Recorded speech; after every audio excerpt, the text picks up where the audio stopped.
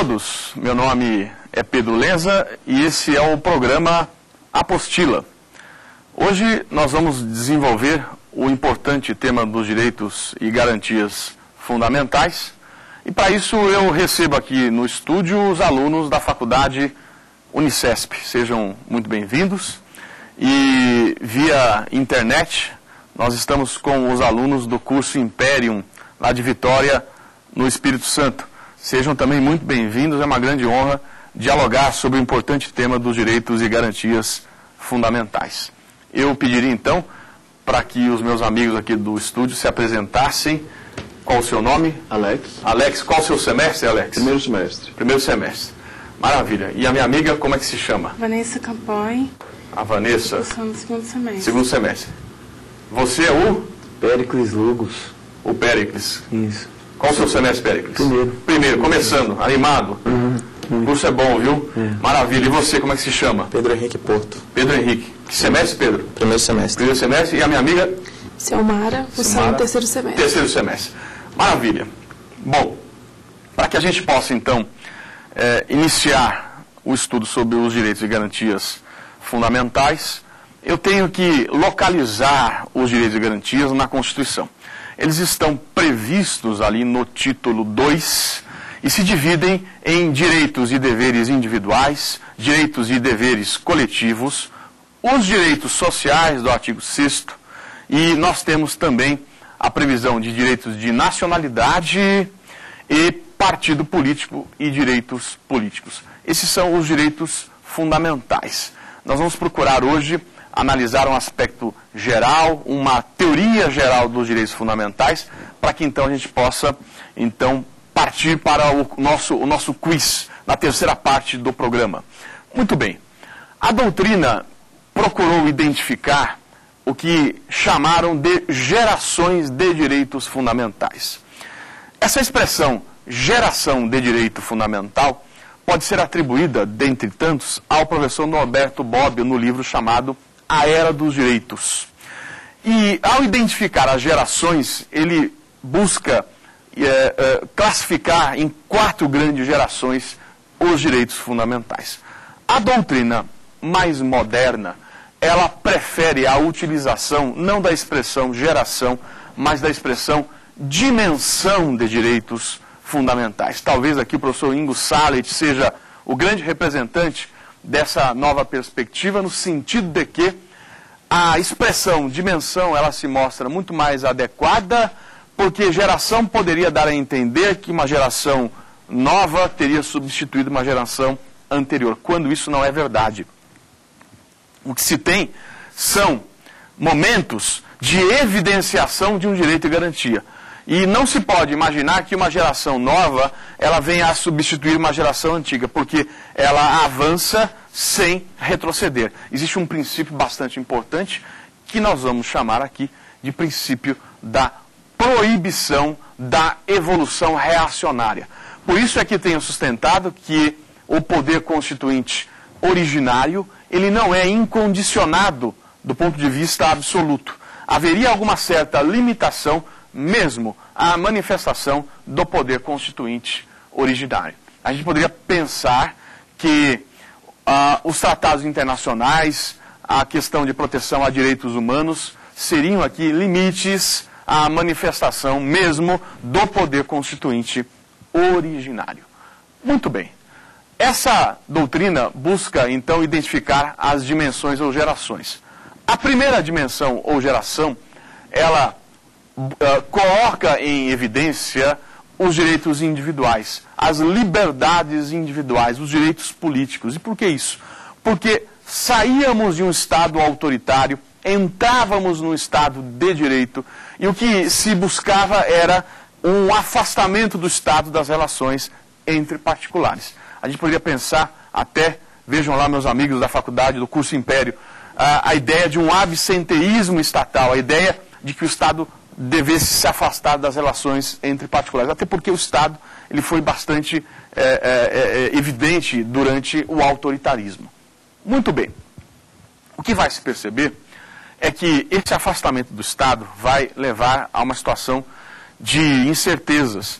e vai fazer com que o detentor do poder econômico, ele vá prevalecer sobre o mais fraco. Começa a ser desenhado uma segunda dimensão.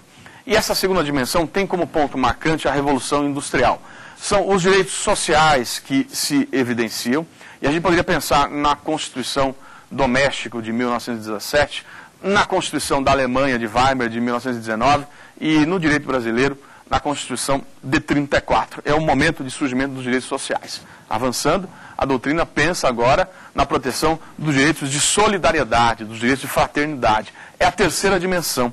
Estamos preocupados com os direitos não mais individuais ou direitos sociais. Estamos preocupados com aquela ideia de direitos transindividuais. Há um autor chamado Mauro Capelletti que escreveu assim: no profundo abismo entre o público de um lado e o privado estão os direitos transindividuais ou meta-individuais, preocupação da terceira dimensão, os direitos de solidariedade ou de fraternidade. Por fim, a doutrina identifica uma quarta dimensão, e essa quarta dimensão estaria ligada à própria existência do ser humano. Nós poderíamos pensar aqui os direitos relacionados ao biodireito, à engenharia genética, a ideia de pesquisa com célula-tronco embrionária. Toda essa nova perspectiva que possa colocar em risco a própria existência humana poderia ser colocado, então, como quarta dimensão. Alguns chegam a falar até numa quinta ou outras dimensões, mas ficamos aqui com as 4 dimensões dos direitos fundamentais. Ok, agora nós vamos desenvolver as características dos direitos fundamentais. E como importante característica, até desdobramento da ideia de dimensões, está a ideia de historicidade. O que eu quero dizer com isso? Quer dizer que os direitos e garantias fundamentais, eles não surgem no momento atual. Eles decorrem de uma evolução que nós poderíamos chamar de constitucionalismo. E essa evolução, ela vai galgando, ela vai conquistando espaço dentro de uma ideia de historicidade. Os direitos começam em um sentido mais restritivo, mas vão se ampliando para se chegar numa segunda característica bastante importante atual, que é a característica da universalidade dos direitos fundamentais. O que eu quero dizer com universalidade? Quero dizer que os direitos fundamentais, eles não são destinados a uma certa categoria em razão de origem, de raça, de sexo, de cor, de idade, em razão de renda. Não há que se destinar direito fundamental de acordo com uma característica pessoal. A ideia de universalidade está, inclusive, consagrada no artigo 3º da Constituição, objetivo fundamental da República, que proíbe qualquer tratamento discriminatório, como disse, em razão de origem, raça, sexo, cor, idade, ou qualquer tipo de discriminação. Muito bem. Uma outra característica que parece bastante importante que a gente coloque aqui é a ideia de limitabilidade. E o que eu quero dizer com limitabilidade? Quero afirmar que os direitos fundamentais, eles não são absolutos. Se alguém disser que um direito fundamental é absoluto, isso não é a perspectiva correta. Por quê? A ideia é que os direitos, eles são limitáveis por outros direitos. Fala-se aqui uma perspectiva de concorrência dos direitos fundamentais. Havendo a concorrência, o ideal é que se tente harmonizar, dentro de uma perspectiva do princípio da máxima efetividade e da mínima restrição. Harmonização. Não sendo possível harmonizar, um vai ter que prevalecer sobre o outro. E essa prevalência se dá à luz de uma ideia de razoabilidade, de ponderação de interesses. Essa, então, a importante característica da limitabilidade dos direitos fundamentais. Uma outra característica é que os direitos fundamentais, eles podem concorrer entre si, a ideia de concorrência.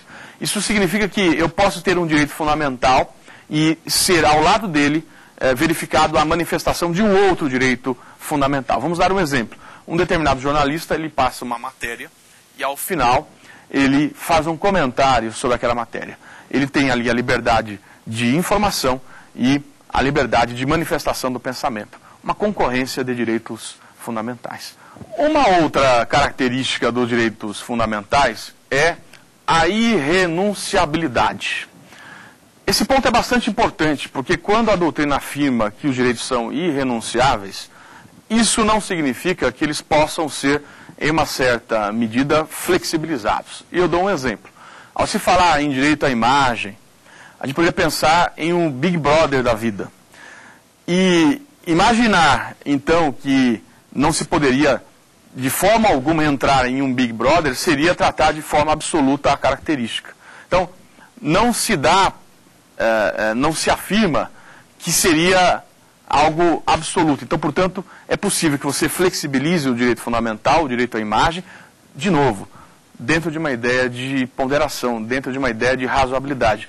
Não estou afirmando que dentro de um Big Brother se possa fazer tudo, mesmo que você concorde. Existe uma ideia de ponderação, de prudência, de bom senso, que a sociedade está observando, os órgãos públicos estão observando, o Ministério Público está observando.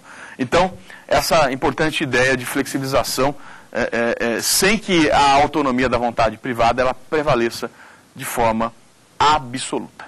E, por fim, a ideia de imprescritibilidade e inalienabilidade dos direitos fundamentais. Imprescritibilidade e inalienabilidade. Eu não estou dizendo que você não possa receber, diante de uma flexibilização, por exemplo, direito a imagem, você sai numa revista, a sua imagem. Isso você pode receber por essa flexibilização. O que você não pode é dispor de forma absoluta dos direitos fundamentais. Muito bem.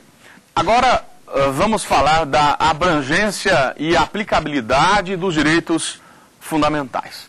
O artigo 5º, caput, ele é bastante evidente ao falar que a todos estão direcionados os direitos fundamentais. O primeiro ponto é qual é a amplitude de todos, porque ali se fala em brasileiro nato, brasileiro naturalizado e estrangeiro residente.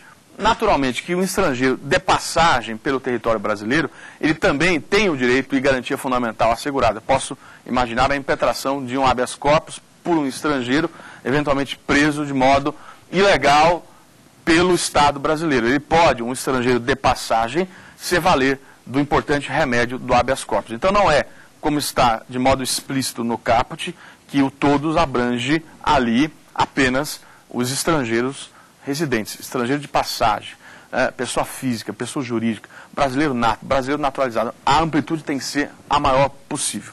Um outro dado que se coloca é se o rol de direitos e garantias previstos no artigo 5º seria um rol taxativo, seria um rol estanque. E o entendimento é que não.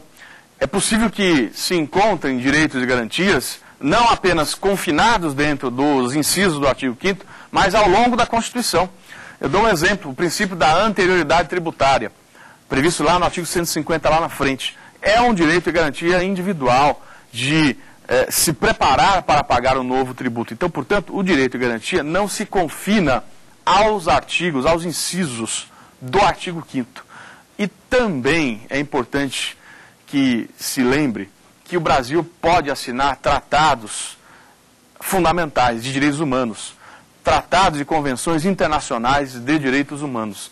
Então seria também aqui uma outra maneira de se encontrar direitos e garantias que venham a ser incorporados no ordenamento brasileiro. Inclusive, por força da emenda 45, é importante lembrar que os direitos e garantias fundamentais de direitos humanos, eles podem ser incorporados com a natureza de Constituição. É a constitucionalização dos direitos e garantias fundamentais de direitos humanos por força do artigo 5º, parágrafo 3º da Constituição.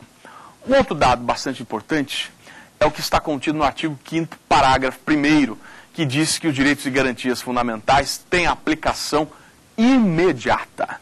Vejam, não se pode confundir a aplicação imediata do artigo 5º, parágrafo 1º, com a aplicabilidade imediata da teoria do professor José Afonso da Silva. O professor José Afonso falou que as normas de eficácia plena e contida têm aplicabilidade imediata. E falou que as normas de eficácia limitada têm aplicabilidade imediata. Ao se estabelecer no artigo 5º, parágrafo 1º, que os direitos e garantias fundamentais não têm aplicabilidade, mas têm aplicação imediata, nós temos uma importante conquista aqui. Seja uma norma que veicule um direito de eficácia limitada que dependa de lei, ao se estabelecer que a aplicação é imediata, o Estado brasileiro tem que concretizar o direito prometido. Dou exemplo. o direito de greve dos servidores públicos. Até hoje não existe lei definindo ou estabelecendo o direito de greve dos servidores públicos. Como a aplicação ela é imediata por força do artigo 5º, parágrafo 1º, o Supremo vem julgando mandado de injunção e concretizando o direito, numa perspectiva de concretização de direitos fundamentais, dada a previsão explícita do artigo 5º, parágrafo 1º, a aplicação imediata.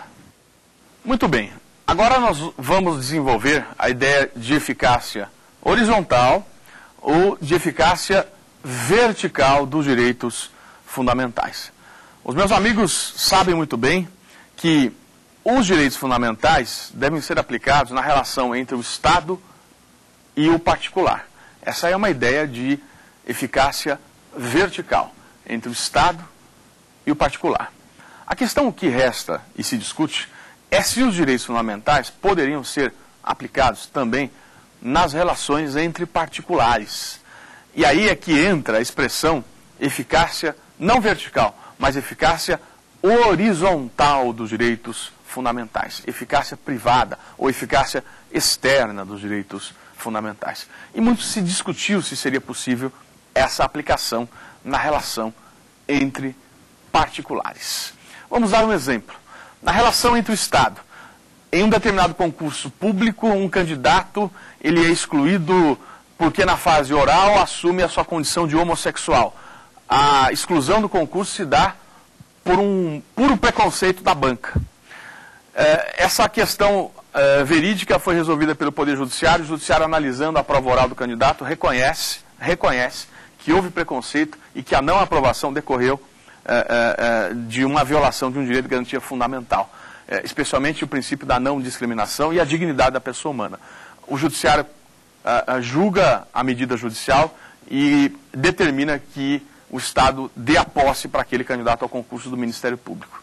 É bastante importante essa decisão que marca a ideia de eficácia vertical. E entre particulares? Entre particulares surge uma questão bastante importante. Será que uma determinada empresa ela pode demitir alguém porque assume a sua condição de homossexual? Será que uma determinada empresa poderia demitir alguém em razão da sua cor? Então, é uma questão que começa a ser debatida dentro de uma perspectiva de eficácia horizontal. Não é porque estamos na relação entre particulares que os direitos eles não tenham que ser observados. A doutrina é bastante firme ao acertar, ao determinar que mesmo na relação entre particulares, os direitos e garantias fundamentais devem ser observados. É o que nós falaremos aqui de uma ideia de eficácia horizontal.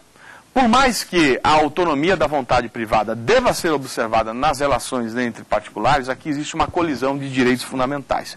De um lado, a autonomia da vontade privada, mas de outro lado, o princípio, regra matriz dos direitos fundamentais, a dignidade da pessoa humana. E o judiciário, numa verdadeira ponderação de interesses, deve verificar na balança se deve prevalecer a autonomia ou se há uma violação à dignidade da pessoa humana. Então, mesmo na relação entre particulares, é indispensável que se olhe essa questão. O exemplo bastante importante e clássico se deu na França, na qual se verificava uma prova chamada arremesso de anões. Os anões eles eram colocados em um canhão, homem-bala, e eram arremessados. Aí você tinha uma situação bastante complicada. Uma pessoa dentro de um canhão, homem-bala, o anão sendo arremessado e aquela situação, mas será que isso pode, não pode? Mas ele assinou, professor Pedro, ele assinou, ele deu o aval. Ao entrar no programa, ele diz, eu concordo, não vejo nenhum problema. Só que aquilo começou a chamar a atenção da sociedade e começaram a verificar que aquele ato violava a dignidade.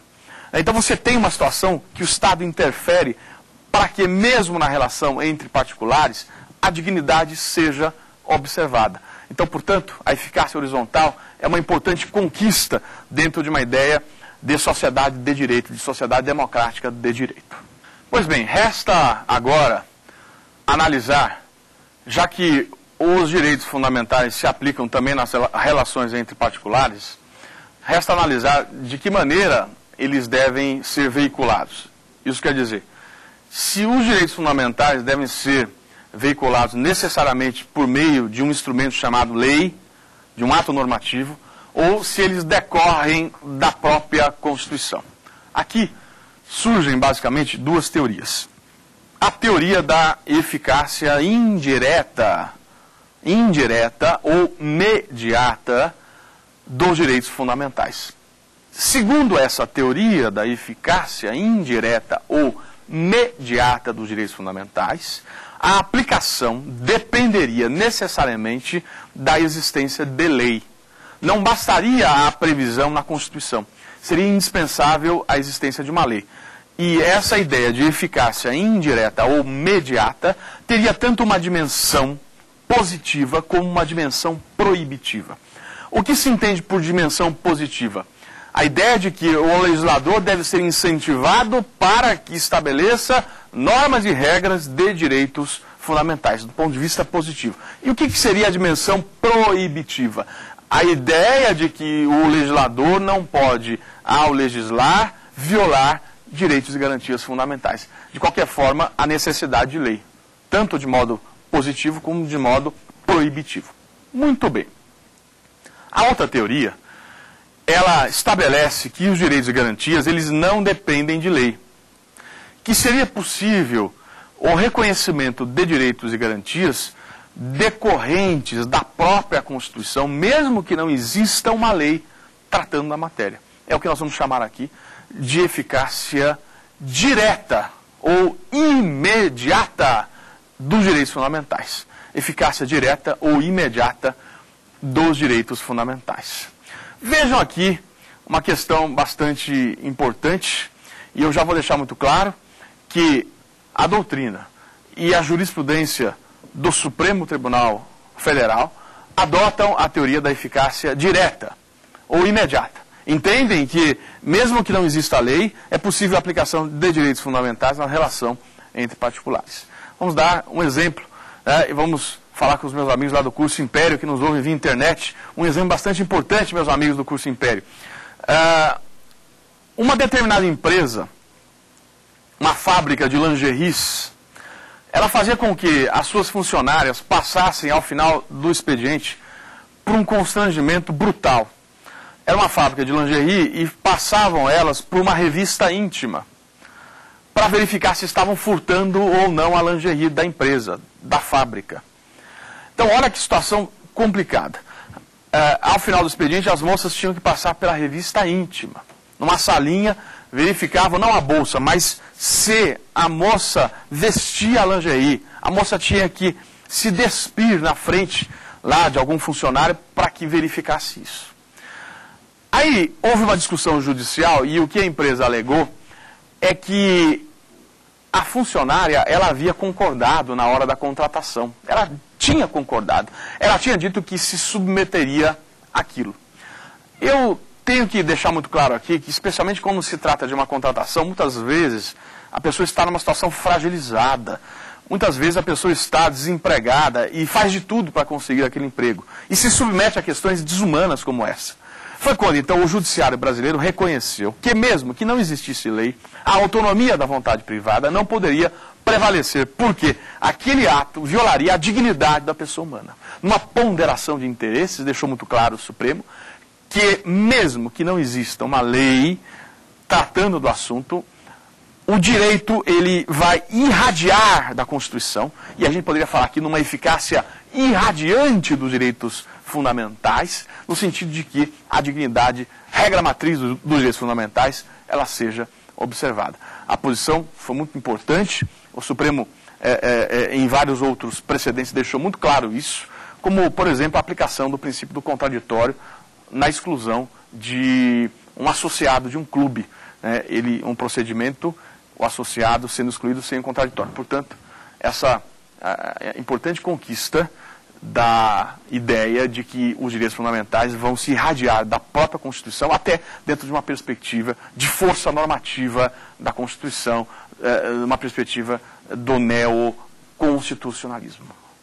Muito bem, meus amigos, essa é a primeira parte do nosso programa Apostila, e nós vamos agora ao segundo bloco, no qual nós vamos responder algumas perguntas dos meus amigos aqui do estúdio e dos nossos amigos lá do Curso Império via internet. Vamos então ao segundo bloco do programa Apostila.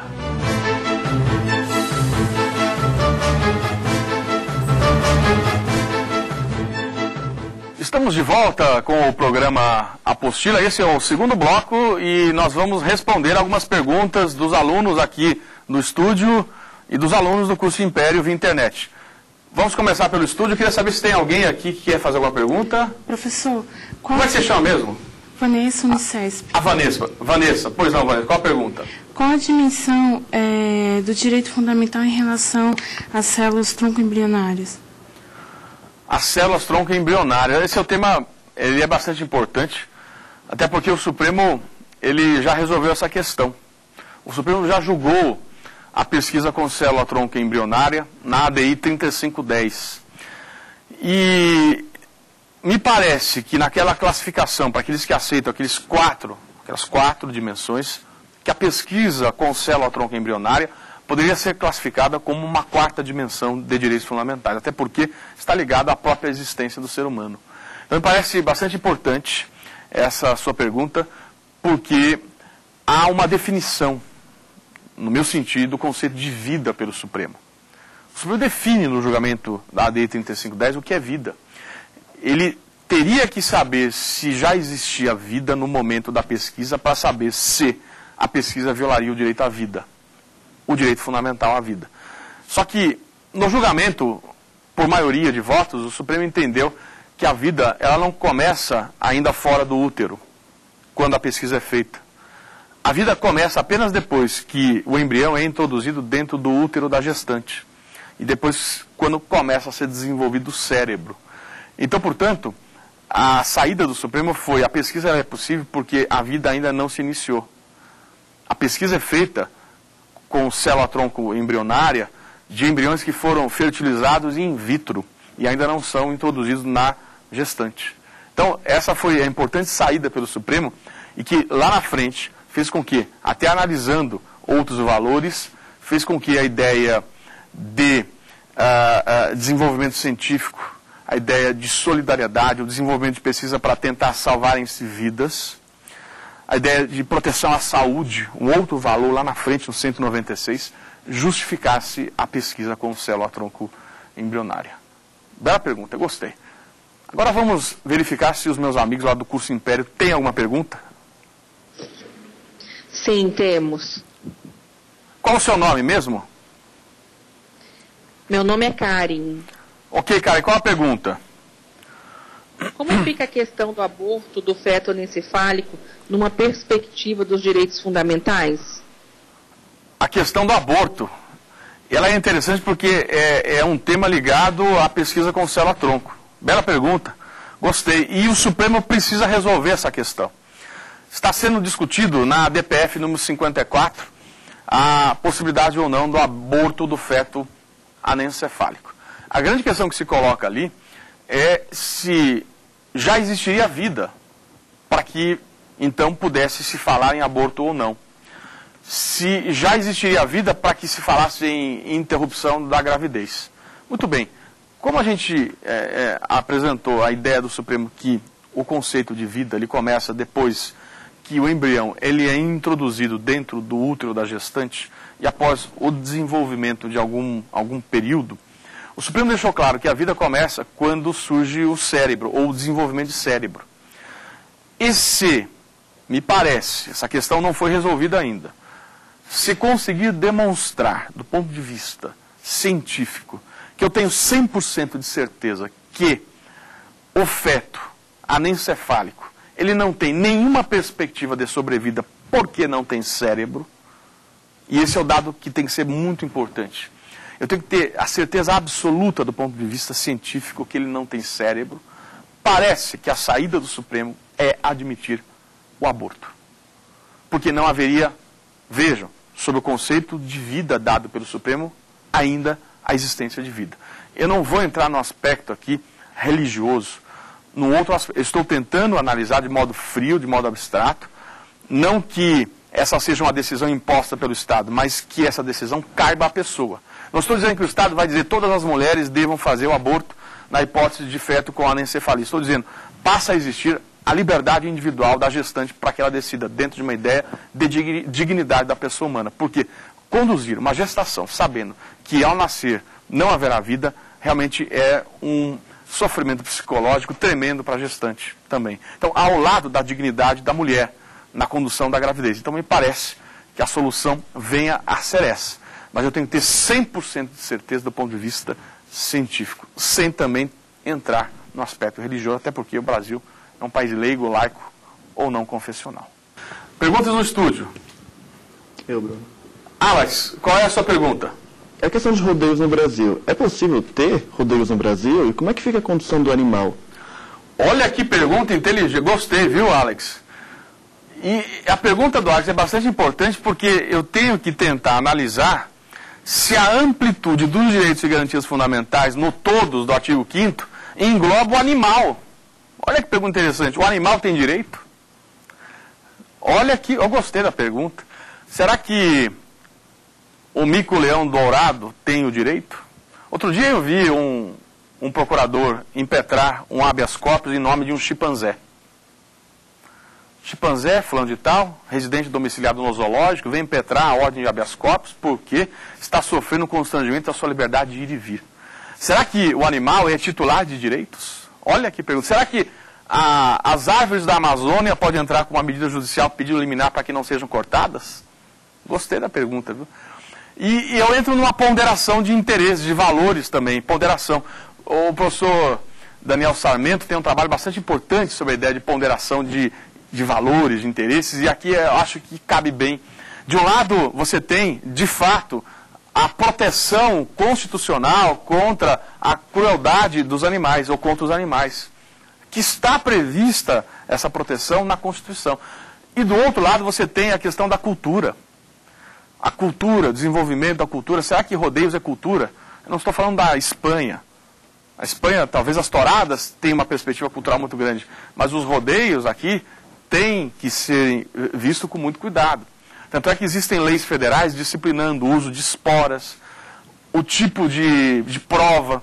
Existe uma prova no rodeio que consiste em o peão pegar o bezerro, torcê-lo e ele quebra a coluna. O boi pula daquele jeito por quê? Então você tem situações complicadas, em que a crueldade contra animais deve ser observada. Eu poderia pensar em outros tantos exemplos, como a farra do boi, que foi proibida pelo Supremo. Você teria outras situações em que a crueldade contra animais fez prevalecer. E o Supremo adotou essa posição. Na ponderação, a crueldade, ela prevalecia, então ela foi proibida. E os rodeios, então, nesse sentido, têm que ser vistos com muito cuidado, com muita cautela. Não são proibidos hoje, mas são fiscalizados. E há a lei nesse sentido. Bela pergunta, gostei. Vamos a alguma pergunta lá do curso Império? Temos alguma pergunta? A vedação à tortura não seria um direito absoluto, uma exceção à relativização dos direitos fundamentais? Gostei da pergunta, até porque na parte teórica a gente falou de relativização, e você coloca muito bem, será que a tortura ela é possível? Já que eu estou afirmando a suposta relativização, essa pergunta é importante porque mostra, de fato, que o direito fundamental ele deve ser analisado num caso concreto. E claro que diante de uma situação, por exemplo, o interesse do Estado de aplicar uma pena e a tortura do outro, esse direito tende a sempre prevalecer.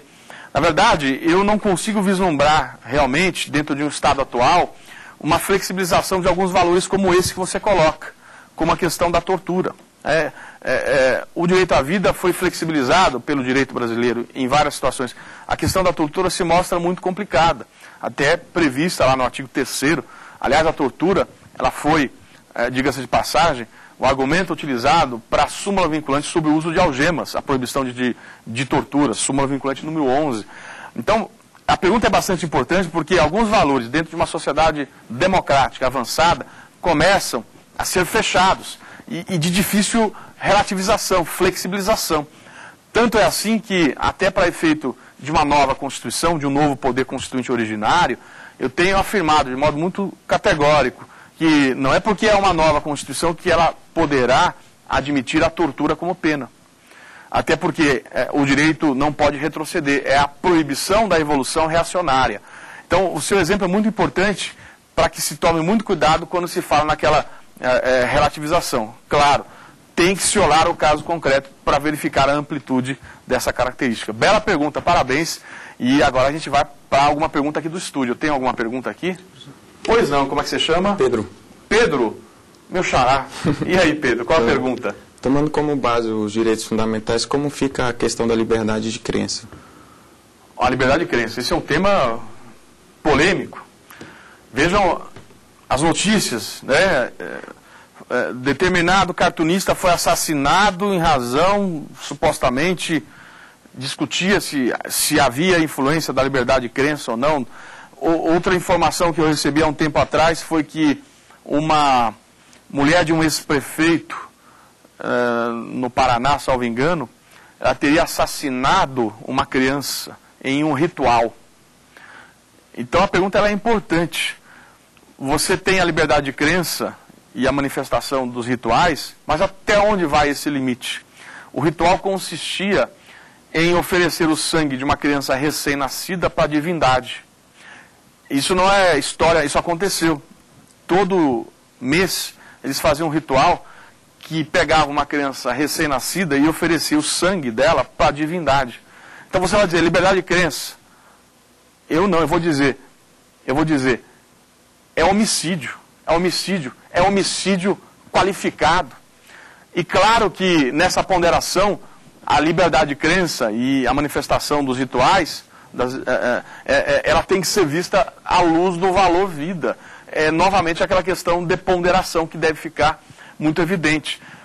É possível que os direitos eles devam ser harmonizados, mas não dando para harmonizar máxima efetividade e mínima restrição, é claro que um vai ter que prevalecer sobre o outro. É o direito à vida que aqui prevalece. Então, portanto, a saída é a ponderação. Os valores não são absolutos. E como a Constituição tem um caráter axiológico, numa perspectiva neoconstitucional, é indispensável que o judiciário ingresse para solucionar os conflitos à luz de razoabilidade. Tem alguma pergunta do curso Império? Professor, eu gostaria que você comentasse a relação entre os direitos fundamentais e o princípio da reserva do possível. Interessante aí a sua pergunta, porque, de fato, esse princípio vem tomando um contorno dado pela jurisprudência, até reduzido em relação à doutrina. Mas, de fato, você tem lá diversos direitos fundamentais e existe também a reserva do possível. Até que ponto o Estado ele consegue implementar aquele direito fundamental. Novamente, me parece que a solução seja de ponderação. Então, se eventualmente você tem a interferência do judiciário para uma determinada política pública, e tem que ser isso com muito cuidado, a gente tem que pensar também na reserva do possível, até onde o Estado teria essa reserva financeira para, na ponderação, aquele valor ser implementado. Então, a gente entra, novamente, num momento bastante importante da atuação do Poder Judiciário. Eu tenho realmente percebido esse movimento que se tem, que alguns chegam até a criticar a atuação do Judiciário, dizendo que haveria um ativismo muito exacerbado. Mas me parece que é um momento bastante relevante de conquistas e que o Judiciário vem cumprindo um papel muito importante na concretização. Sempre, me parece, a saída vai ser a ideia de razoabilidade, de ponderação, como solução para esses diversos conflitos que vão surgir, especialmente quando se trata dos direitos fundamentais. Tudo certo? Meus amigos, agora eu convido a todos para o terceiro bloco do programa Apostila e nós vamos ter um quiz para testar os conhecimentos aí de vocês. Vamos então ao terceiro bloco do programa Apostila.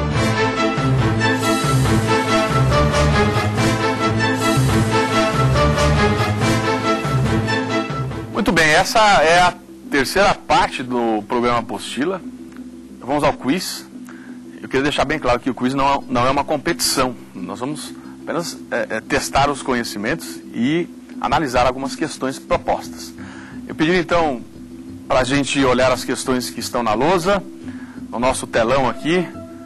A primeira questão, ela tem o seguinte enunciado: em relação aos direitos fundamentais, os direitos de primeira dimensão são a marca da Constituição de 88.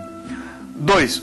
Os direitos de terceira dimensão buscam fortalecer os direitos sociais. 3. O poder constituinte originário não é totalmente ilimitado, tendo em vista o princípio da proibição da evolução reacionária. E 4. As pesquisas com células tronco embrionárias, admitidas pelo Supremo, são marcas dos direitos de primeira dimensão. Agora, os meus amigos aqui do estúdio podem responder.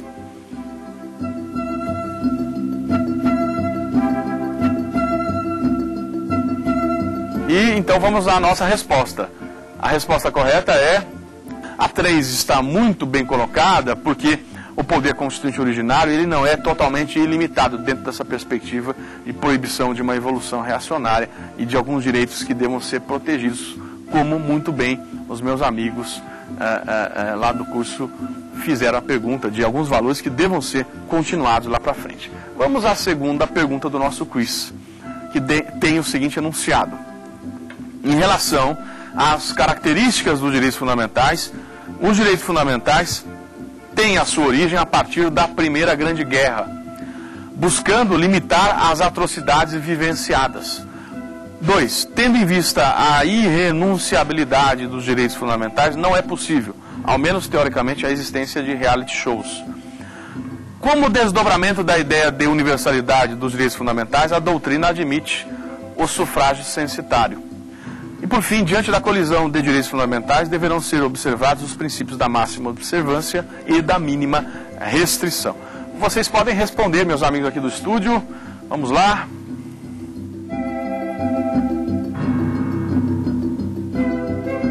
E a resposta correta é a 4.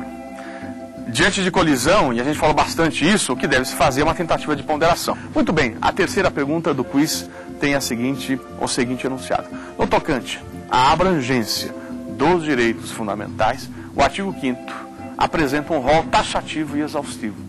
2. Aos estrangeiros de passagem pelo território brasileiro não se poderá falar em extensão dos direitos fundamentais. 3. A emenda 45, a reforma do Poder Judiciário, admitiu a constitucionalização dos tratados internacionais de proteção a direitos fundamentais. E 4. Tendo em vista a teoria do bloco de constitucionalidade, sempre os tratados e convenções internacionais de direitos humanos terão natureza constitucional. Podem responder.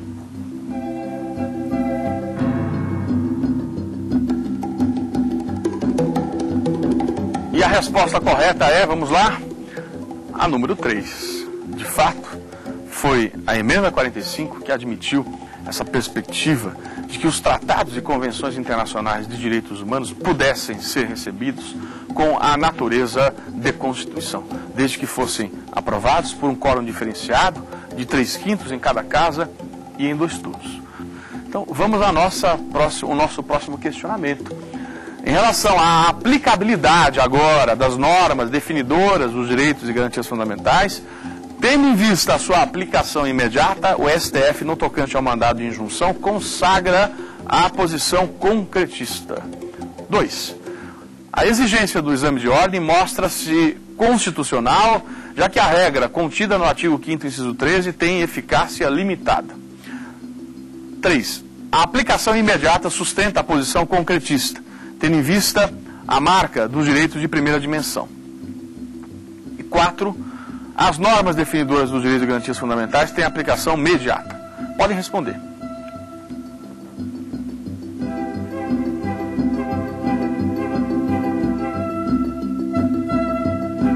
Ok, e a nossa resposta é a número 1.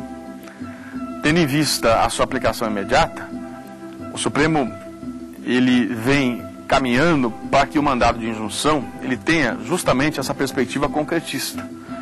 Já que a aplicação é imediata, quando a norma for uma norma de aplicabilidade imediata, como é o caso, por exemplo, do direito de greve dos servidores públicos, da aposentadoria especial dos servidores públicos, o mandado de injunção vem adquirindo, em razão da aplicação imediata, o caráter de concretização dos direitos fundamentais. Esse é um importante remédio.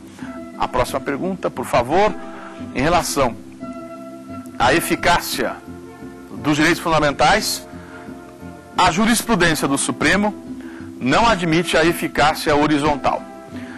A jurisprudência do Supremo adota como regra a eficácia indireta ou imediata, tendo em vista a dimensão proibitiva e a positiva. A eficácia horizontal encontra sustentação na ideia de eficácia irradiante. E a autonomia da vontade privada é valor absoluto a ser observado. Então vamos à resposta.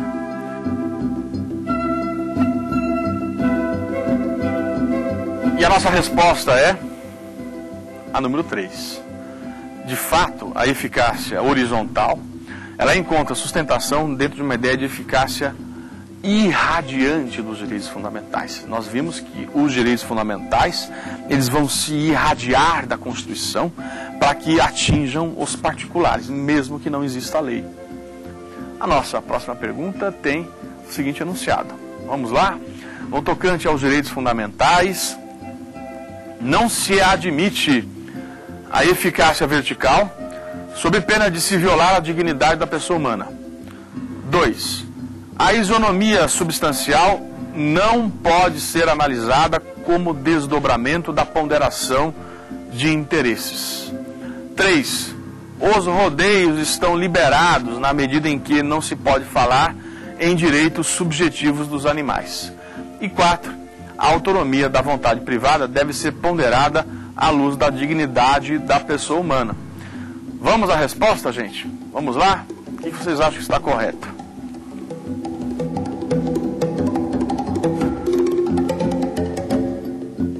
Vamos lá então, e a nossa resposta correta é a número 4. Essa pergunta, esse questionamento, ele gerou alguma certa dúvida. Vamos ver. Número 1, não se admite a eficácia vertical.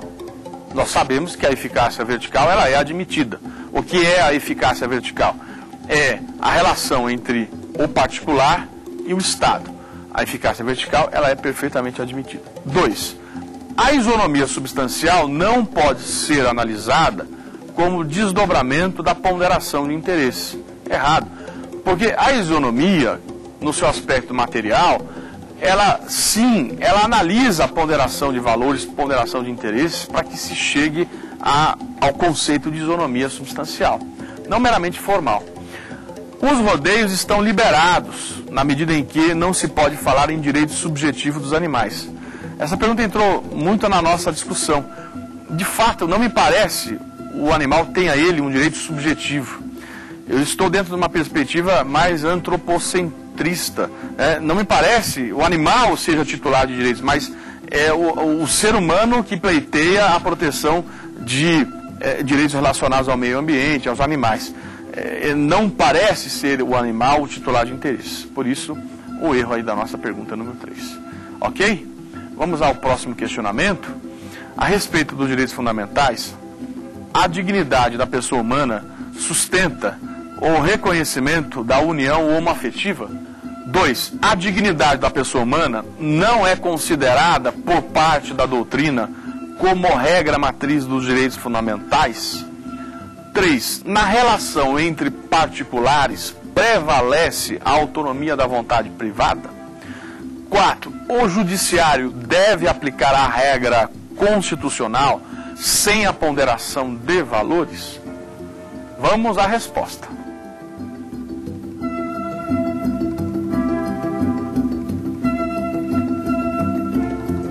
Ok? Vamos à resposta correta. A dignidade da pessoa humana sustenta o reconhecimento da união homoafetiva. De fato, caminha-se para um questionamento que o Supremo vai ter que resolver ainda este ano e que está sendo discutido na DPF 132, que é sobre a união homoafetiva. Não há dúvida que, apesar de não haver uma previsão explícita no texto do reconhecimento, porque o 226 fala da união entre o homem e a mulher, não há dúvida que a dignidade da pessoa humana e o artigo 3º, inciso 4, que fala da proibição de um tratamento discriminatório, vão ser os elementos para que o Supremo reconheça a união homoafetiva. Vamos ao nosso próximo questionamento? Vamos lá? Em relação aos direitos fundamentais, a dimensão positiva não encontra sustentação na teoria da eficácia indireta. 2. O mandado de injunção é indispensável para a aplicação efetiva dos direitos fundamentais na medida em que o Brasil adota a teoria da eficácia indireta. 3. O direito à vida é absoluto. 4. A eutanásia pode ser admitida em razão da limitabilidade dos direitos fundamentais.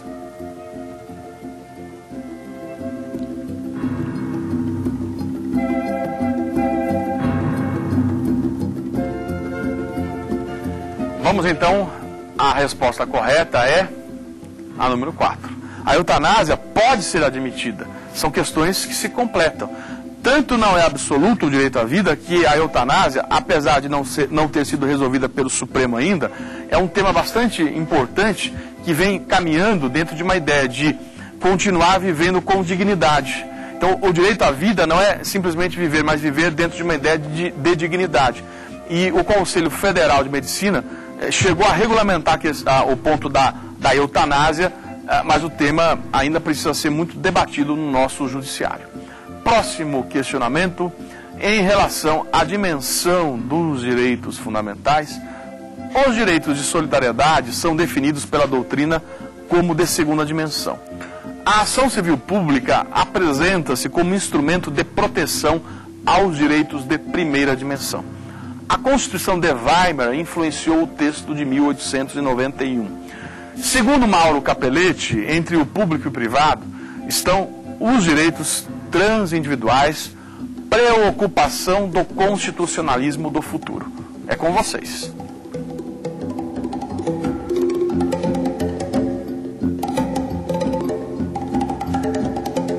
E a resposta correta é a número 4. E de fato, correto a expressão do Mauro Capelletti, porque essa perspectiva de direitos transindividuais é uma preocupação do constitucionalismo do futuro. Maravilha, vamos ao nosso último questionamento do nosso quiz. No tocante aos direitos fundamentais, é perfeitamente possível o estabelecimento de limite de idade para a posse em concurso público. As disposições declaratórias se confundem com as assecuratórias no tocante a direitos e garantias. Como as normas definidoras dos direitos e garantias fundamentais têm aplicação imediata, elas não podem ter eficácia limitada. 4. A Revolução Industrial é momento histórico marcante dos direitos de primeira dimensão. Agora é com vocês, podem responder.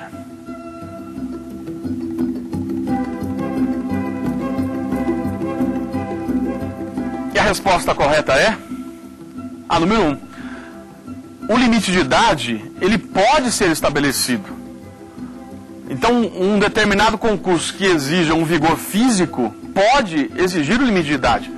É o princípio da isonomia substancial, tratar igualmente os iguais e desigualar os desiguais. Então, isso é possível. Essa pergunta foi meio que pegadinha. Ela complicou mesmo. 2. As disposições declaratórias dos direitos não se confundem com as assecuratórias. É a distinção de Rui Barbosa. As assecuratórias asseguram os direitos garantidos. 3. As normas definidoras dos direitos e garantias têm aplicação imediata. Artigo 5º, parágrafo 1º. E não podem ter eficácia limitada. Podem ter, porque a eficácia limitada estabelece a aplicabilidade, não a aplicação. E 4. A Revolução Industrial é momento histórico dos direitos de segunda dimensão, os direitos sociais. Ok, esse é o terceiro bloco do nosso programa Apostila e nós temos que dar o resultado. Eu gostaria de saber antes como é que os meus amigos lá do Curso Império foram. Foi tudo bem por aí, gente? Maravilha, viu? Um grande abraço para todos vocês. Foi uma honra tê-los no programa Apostila. E eu tenho que dar o resultado aqui do estúdio. E nós tivemos um empate. E o Alex e a Vanessa empataram. Maravilha!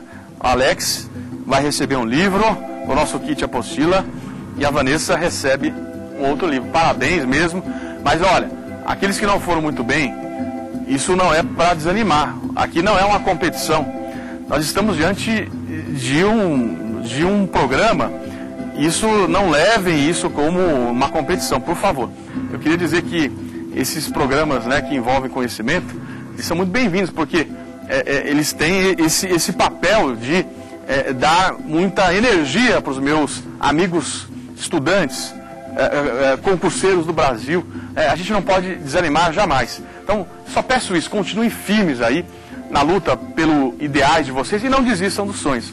Eu sou Pedro Lenza, esse é o programa Apostila e eu agradeço a presença de todos vocês. Até um próximo encontro.